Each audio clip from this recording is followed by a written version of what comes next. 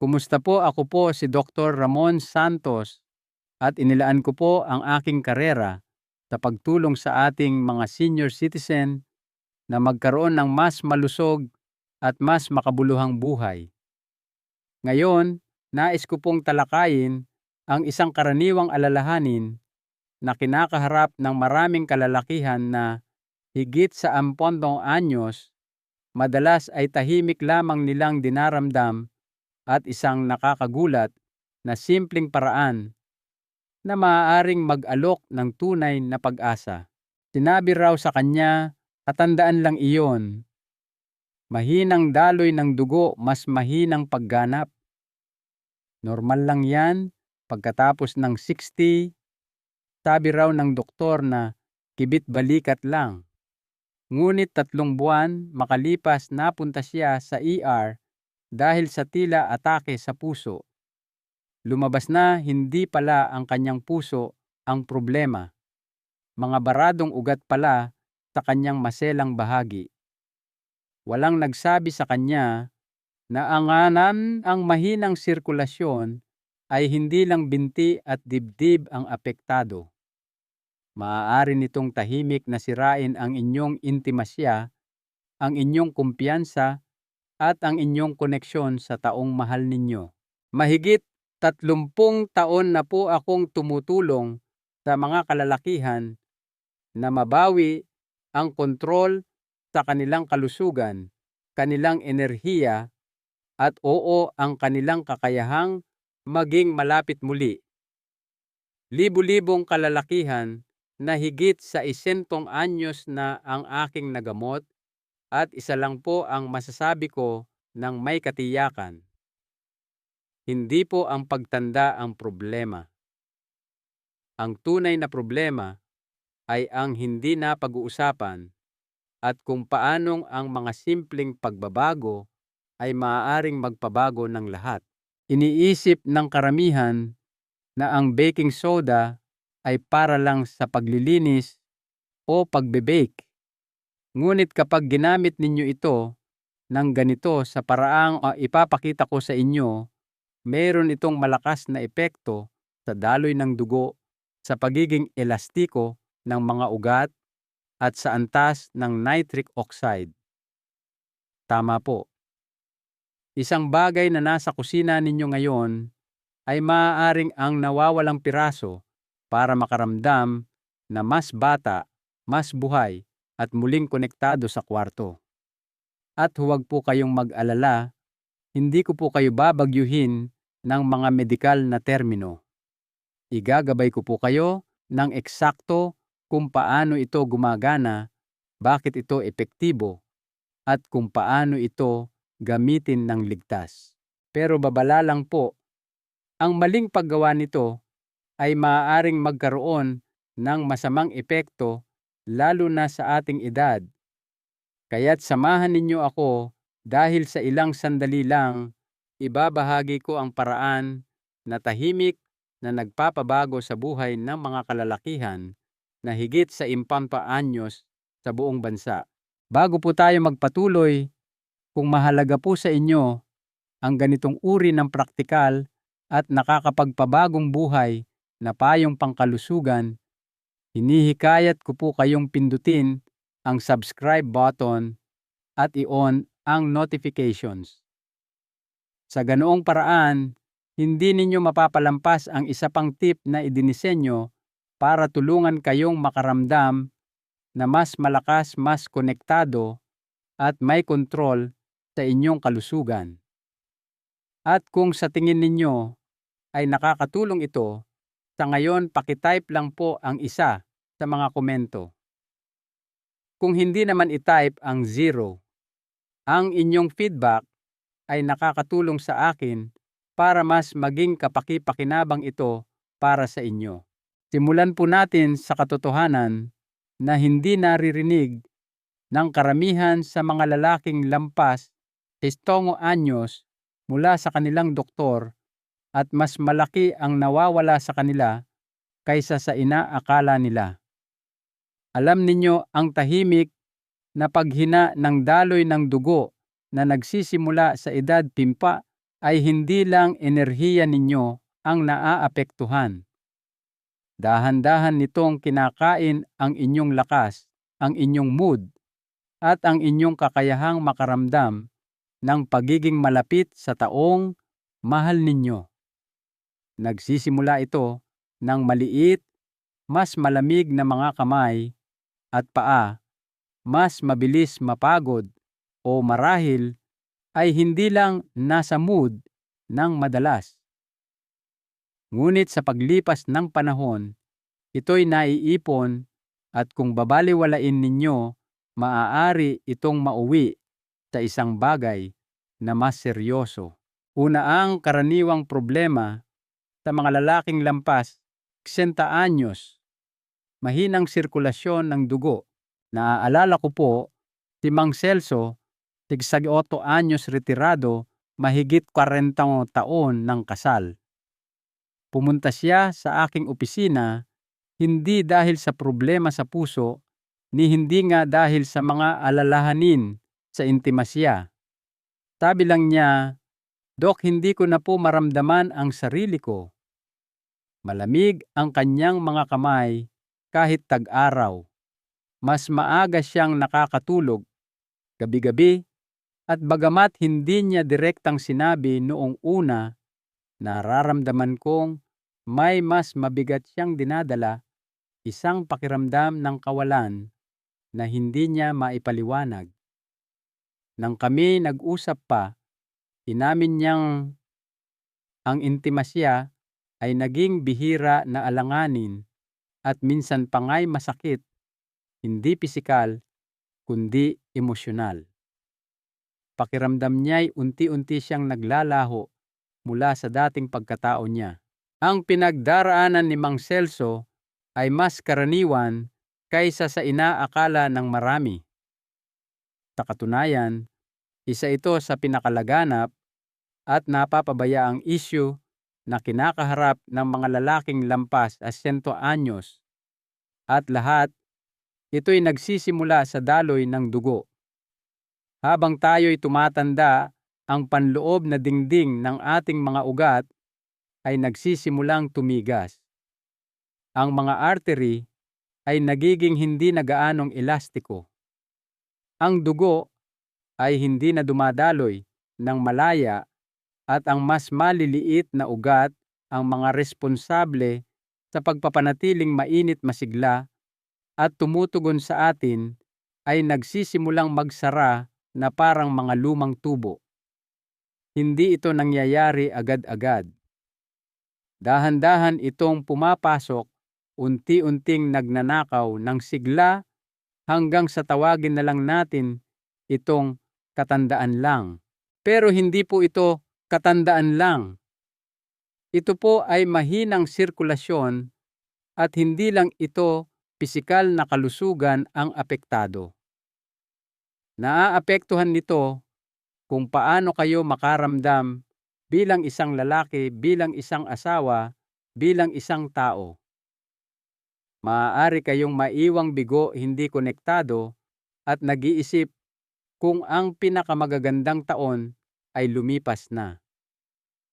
Nakakita na po ako ng mga lalaking nagdududa sa kanilang sarili, kinukwestiyon ang kanilang halaga, iniiwasan pa nga ang paglalambing hindi dahil sa hindi sila nagmamalasakit, kundi dahil ang kanilang katawan ay hindi na tumutugon tulad ng dati at walang sinuman ang nagsabi sa kanila kung bakit.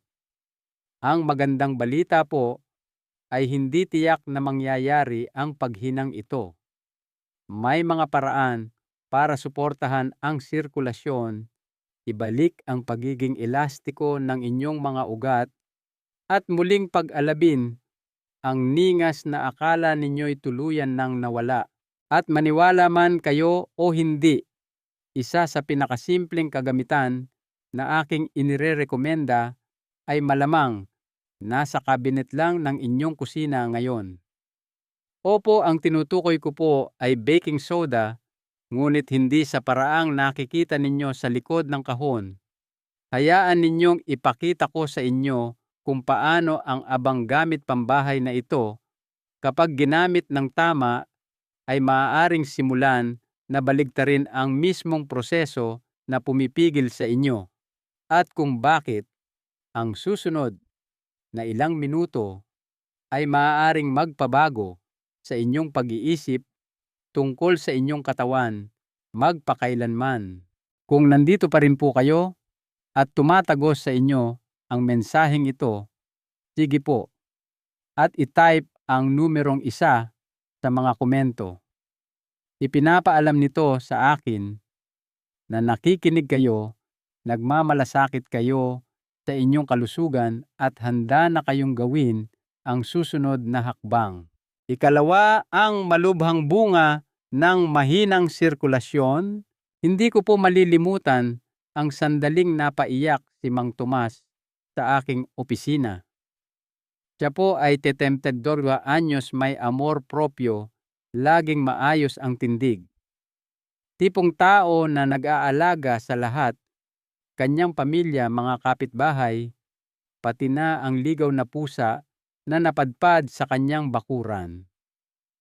Pero noong araw na iyon, tila mas maliit siya, hindi pisikal kundi emosyonal. Sumandal siya, pasulong hininaan ang boses at sinabing, Dok, hindi ko na po maramdaman na lalaki pa ako. Maayos naman ang resulta ng kanyang blood work. Matatag naman ang tunog ng kanyang puso. Pero alam ko po kung ano ang nangyayari. Ang kanyang katawan ay hindi naghahatid ng dugo kung saan ito pinakamahalaga, hindi lang sa kanyang mga kamay at paa, kundi sa mga lugar na nakatali sa kanyang kumpiyansa, sa kanyang pakiramdam ng intimasya, at sa kanyang koneksyon sa kanyang asawa. Ang mahinang sirkulasyon ay hindi lang kalusugan niya ang apektado. Tahimik nitong winawasak ang kanyang pagkakakilanlan. Alam ninyo, kapag bumagal ang daloy ng inyong dugo, para bang ang mga ilaw sa inyong bahay ay unti-unting lumalamlam bawat kwarto. Una ang inyong enerhiya, tapos ang inyong tulog, pagkatapos ang inyong kakayahang tumugon kapag ang intimasya ay tumatawag. Hindi lang ito pisikal. Pumapasok ito sa inyong isipan. Nagsisimula kayong magduda sa inyong sarili. Nararamdaman ninyong malayo kayo sa inyong partner kahit pa katabi ninyo siya sa higaan. Ang mabagal na pagkasirang iyon ay hindi isang bagay na maaayos ng isang tableta o maipagdarasal na lang na mawala. Kailangan nito ng pag-unawa sa kung ano talaga ang nagkakaproblema sa loob. Sa medikal na aspeto, ito po ay tungkol sa inyong endothelial function. Iyon po ang panloob na balot ng inyong mga ugat. Kapag ito'y nasira, nawawalan kayo ng produksyon ng nitric oxide. Kung walang nitric oxide, hindi makakapag-expand o makakapag-relax ang inyong mga ugat. Hindi makakadaloy ng malaya ang inyong dugo. At hulaan ninyo kung alin ang unang nagdurusa. Ang pinakamaliliit na ugat, iyong mga sangkot sa pagka-arouse, memorya, init ng katawan at sigla. Ang nagsisimula bilang banayad na pagkapagod o mas mahinang tugon sa kwarto ay maaaring mauwi sa isang bagay na mas seryoso, isang maagang senyales ng vascular disease, mas mataas na panganib ng stroke, pati na erectile dysfunction na hindi na tumutugon sa gamot. At sa kasamaang palad, karamihan sa mga kalalakihan ay hindi namamalayan ang alinman dito hanggang sa naaapektuhan na nito ang kanilang buhay sa mga paraang hindi nila inaasahan. Ngunit ito po ang nagbibigay sa akin ng pag-asa araw-araw. Ang inyong katawan ay gustong gumaling. Maaaring maibalik ang pagiging elastiko ng mga ugat. Ang antas ng nitric oxide ay maaaring natural na maibalik. At hindi ninyo kailangang umasa sa mga sintetikong tableta na may mga side effect na mas nakakatakot pa kaysa sa mga sintomas. Sa katunayan, mayroong isang makapangyarihan, ngunit simpleng paraan para simulan ang pagkumpuni sa sistemang ito gamit ang isang bagay na malamang ginagamit ninyo na sa buong buhay ninyo, pero hindi sa ganitong paraan. At nang sinimulan kong ibahagi ang paraang ito sa aking mga mas nakatatandang pasyente, marami sa kanila ang bumalik na nagsasabing, hindi ko akalaing mararamdaman ko pa ulit ito. Kaya ngayon tingnan po natin kung paano ang baking soda kapag ginamit ng tama ay makakatulong sa prosesong ito ng paggaling mula sa loob palabas at kung bakit ito ay higit pa sa isang remedyo lang sa bahay. Ikatlo, baking soda. Isang simple at napapabayaang solusyon. Naaalala ko po, noong si Mang Nestor, isang mahinahong at 27 anyos na retiradong guro ng matematika, ay lumapit sa akin matapos subukan ng lahat. Mga supplement, mga resetang gamot, pati na mga nakakahiyang aparato na inorder niya sa telebisyon tuwing gabi. Walang tumatalab, sabi niya umiiling.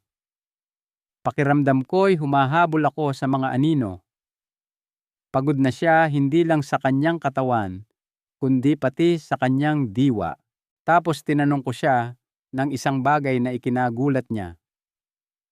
May baking soda po ba kayo sa kusina? Mukha siyang nalito. Yung para po sa cookies. Ngumiti ako. Opo, pero hindi lang po para sa cookies. Iniisip ng karamihan na ang baking soda ay inilalagay sa ref o iwiwisik sa pancake batter, ngunit iilan lang ang nakakaalam kung ano ang magagawa nito sa loob ng katawan ng tao, lalo na para sa mga kalalakihang dumaranas ng mahinang sirkulasyon at ang tahimik na epekto nito sa kanilang enerhiya, kumpiyansa at koneksyon. Ang baking soda o sodium bicarbonate ay hindi po isang milagrosong pulbos. Ito'y isang simpleng compound na kapag ginamit ng tama ay maaaring suportahan ang mas mahusay na daloy ng dugo at paghahatid ng oxygen sa paraang tunay na mahalaga habang tayo'y tumatanda. Ito po ang dahilan kung bakit ito makapangyarihan. Habang tayo'y tumatanda, ang ating katawan ay may tendensyang maging mas acidic dahil sa dieta, stress at humihinang kidney function.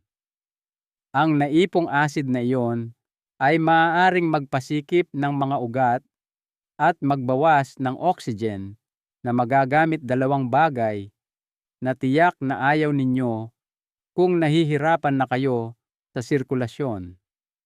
Ang kaunting baking soda at tubig na ininom sa tamang oras ay tumutulong na i-neutralize ang sobrang acidity na ito. Dahan-dahan nitong binabalanse ang pH ng katawan na nagpapahintulot sa dugo na mas malayang dumaloy. Ang mas malayang sirkulasyon ay madalas nangangahulugan ng mas maraming lakas, mas maraming init at mas mabilis na pagtugon kahit sa mga lugar na akala ninyo'y wala ng pag-asa. Nakakita na po ako ng mga lalaking tulad ni Mang Nestor na nagsimulang gumamit nito sa ilalim ng gabay at napansin ang maliliit ngunit makabuluhang pagbabago, mas maraming enerhiya sa umaga, mas kaunting paninigas, isang kislap ng interes na bumabalik kung saan dati may katahimikan. Siyempre, hindi po ito gamot sa lahat at hindi nito pinapalitan ang malusog na mga gawi Ngunit para sa marami ito na ang simula ng isang tunay na pagbabago. Ang katawan, kapag nasuportahan ng maayos, ay nagsisimulang tumugon at sa ilang kaso, higit pa sa inaakala nilang posible. Ngunit, kailangan ko pong maging tapat kung ano ang gumagana ng banayad kapag ginawa ng tama ay maaaring makasama kapag minadali, hinulaan o ginamit ng mali. Dito na po nagiging komplikado at posibleng mapanganib ang mga bagay.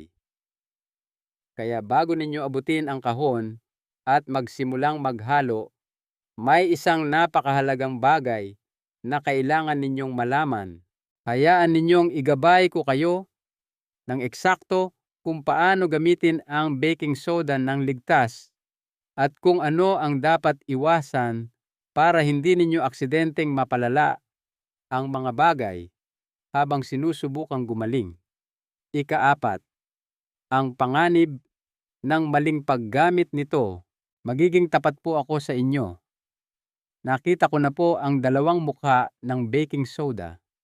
Nakita ko na itong nakatulong sa mga kalalakihan na mabawi ang kanilang sigla at kumpiyansa. At nakita ko na rin itong nagdulot ng problema kapag ginamit ng walang ingat. Isang pasyente, si Mang Danilo, 70 anyos, aktibo nag-golf pa nga 2 beses sa isang linggo. May nakita siya online tungkol sa baking soda na nagpapaganda raw ng daloy ng dugo at naisip niya, bakit hindi? Kaya nagsimula siyang uminom ng 1 kutsarita tuwing umaga at 1 pa sa gabi. Iniisip na mas marami ay mas mabilis ang resulta. Sa loob ng 1 linggo, namaga siya, tumaas ang kanyang blood pressure at napunta siya sa ER dahil sa palpitations ng puso at pagkalito. Ang kanyang mga kidney na humina na dahil sa mga taon ng tahimik na stress ay hindi kinaya ang sobrang karga.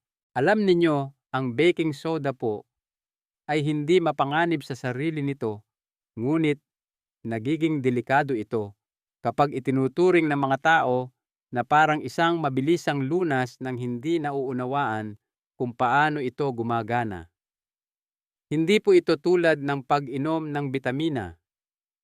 Ito'y isang makapangyarihang compound na nakakaapekto sa panloob na chemistry ng inyong katawan, lalo na sa inyong pH levels, sa inyong fluid balance, at sa inyong sodium load.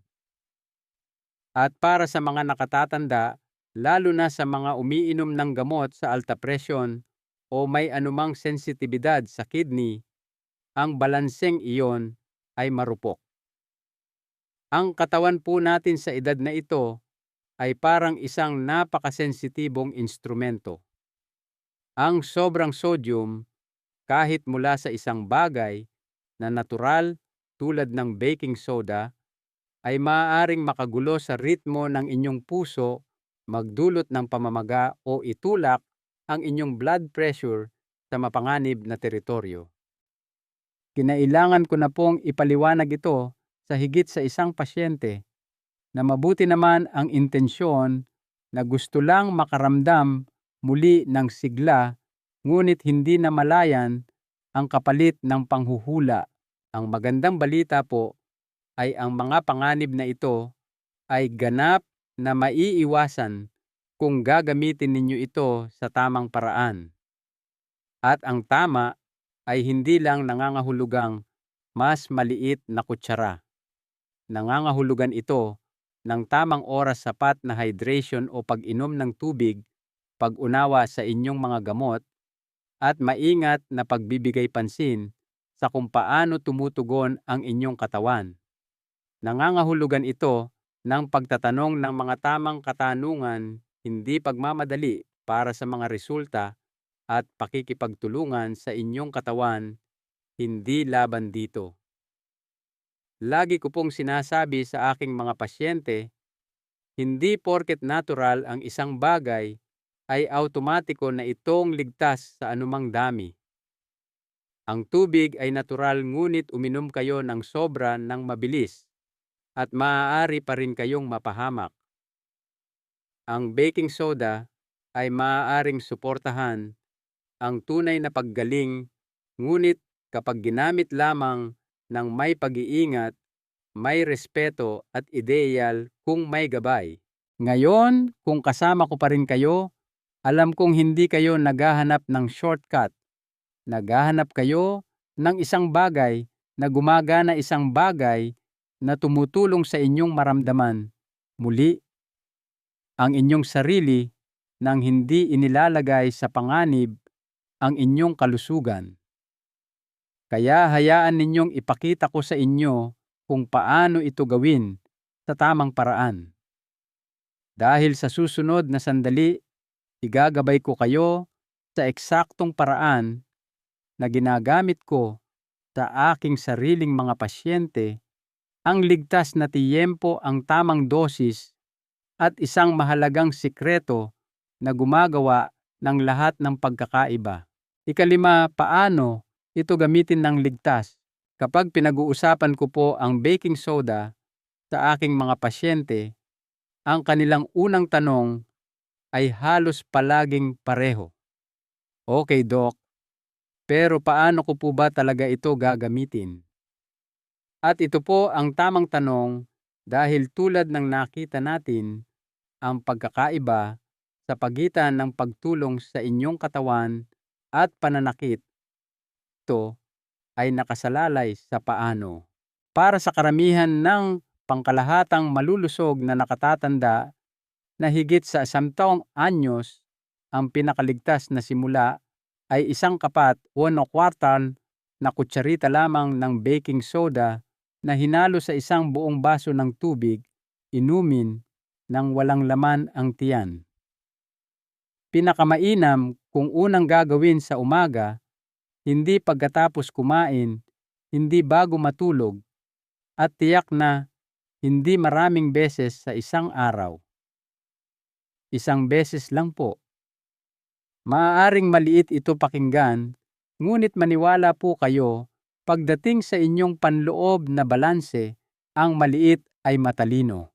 Naaalala ko po, ang isa kong pasyente, si Mang Lando, na 74 anyos at nahihirapan sa biglaang panghihina sa hapon at mga isyu sa sirkulasyon, na kahit ang maikling paglalakad ay parang isang mabigat na gawain. Sinimulan namin siya sa simpleng protokol na iyon, isang kapat na kutsarita tuwing umaga, walang laman ang tiyan, isang buong baso ng tubig. At sa loob ng 3 linggo, sinabi niya sa akin, "Hindi ko alam kung ano ito, Doc, pero mas malinaw ang pakiramdam ko, mas matatag, at hindi na nagyeyelo ang mga kamay ko." Ngayon, ito po ang isang bagay na hindi naiisip ng karamihan: hydration o sapat na tubig sa katawan. Ang baking soda ay pinakamahusay gumana kapag ang inyong katawan ay well hydrated. Nangangahulugan po iyon ng pag-inom ng tubig sa buong araw, hindi lang kapag nauuhaw kayo.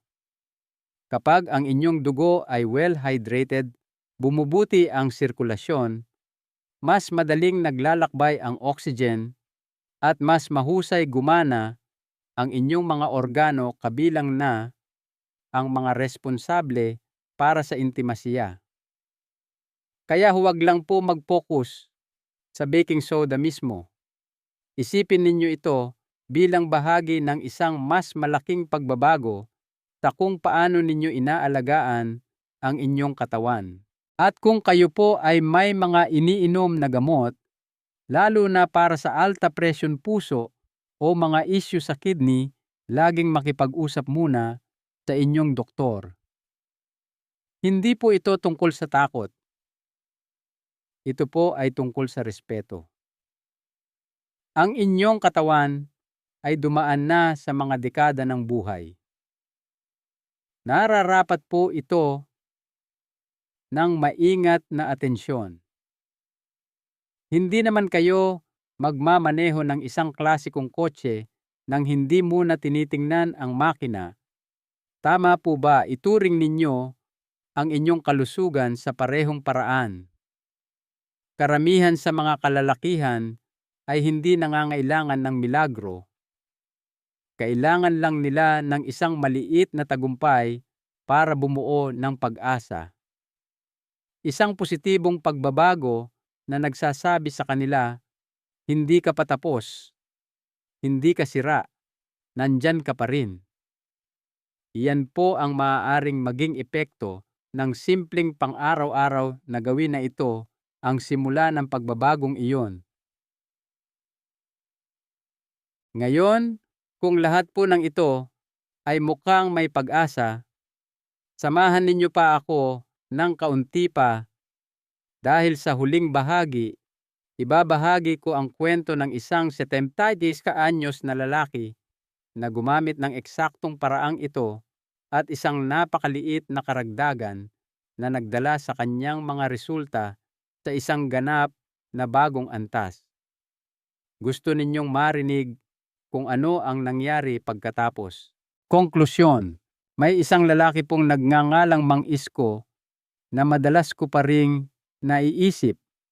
Siya po ay 77 anyos byudo, tahimik tipong tao na hindi gaanong nagsasalita maliban kung may mahalaga siyang ibabahagi. Pumunta siya sa akin matapos marinig ang tungkol sa baking soda mula sa isang kaibigan namin. Hindi siya naghahanap ng milagro. Gusto lang niyang makaramdam na medyo mas katulad siya ng dati niyang sarili, mas buhay, mas konektado. Marahil ay may kakayahan pang buksan muli ang kanyang puso sa iba. Sinimulan namin siya sa parehong routine na ibinahagi ko sa inyo kanina, isang maliit na dosis ng baking soda sa umaga, maingat na hydration, pagbabantay sa mga senyales mula sa kanyang katawan. Ngunit nagdagdag siya ng isa pang bagay na gumawa ng lahat ng pagkakaiba, ang pagiging tuloy-tuloy o disiplina. Hindi lang niya ininom ang halo ng isang beses at kinalimutan na. Nirespeto niya ang proseso. Binigyan niya ng oras ang kanyang katawan para tumugon. Sa loob ng ilang linggo, ang mga pagbabago ay hindi dramatiko ngunit tuloy-tuloy. Mas maraming init sa kanyang mga kamay, mas mahusay na tulog, mas ramdam ang kanyang presensya sa usapan. Tapos isang araw, may maliit na ngiti. Sinabi niya, hindi ko akalaing mararamdaman ko pa ulit ang ganitong klase ng pagiging malapit, pero nararamdaman ko. Ang naibahagi ko po sa inyo ay maaaring simple pakinggan, ngunit huwag ninyong maliitin ang kapangyarihan nito. Napag-usapan natin kung paano tahimik na naaapektuhan ng mahinang sirkulasyon ang milyon-milyong kalalakihan na higit sa 100 anyos. Kung paano nito ninanakaw ang enerhiya, pinapahina ang intimasya at nagpaparamdam sa inyo na parang lumipas na ang inyong pinakamagagandang taon. Ginalugad natin kung paano ang baking soda, kapag ginamit sa tamang paraan, ay makakatulong na maibalik ang balanse sa katawan, suportahan ang daloy ng dugo at magbigay buhay muli sa mga lugar kung saan matagal nang manhid o tahimik ang pakiramdam. At nilinaw natin na hindi ito tungkol sa mga mabilisang lunas. Ito'y tungkol sa pagbibigay sa inyong katawan ng suporta na kailangan nito ng may pag-iingat, pasensya at respeto. Kung kayo po ay nakaramdam ng pagod, pagiging hindi konektado o kahit kaunting kawalan ng pag-asa tungkol sa kung ano ang unti-unting nawawala, nais ko pong malaman ninyo ito, hindi pa po huli ang lahat. Ang kakayahang gumaling ay nasa inyo pa rin. Ang inyong katawan ay hindi pa sumusuko. Naghihintay lang ito na makinig kayo. Kaya narito po ang isang mahalagang aral sa buhay mula sa aking mga taon bilang doktor. Ang pinakamaliliit na tuloy-tuloy na pagbabago na ginawa ng may pag-unawa at respeto sa inyong katawan ay madalas na nagbubunga ng pinakamalalim at pangmatagalang resulta. Bihira itong tungkol sa mga engrandeng kilos, kundi tungkol sa tahimik na pangako sa inyong sariling kapakanan. Marahil, ang maliit na pagbabagong ito ang inyong sisimulan.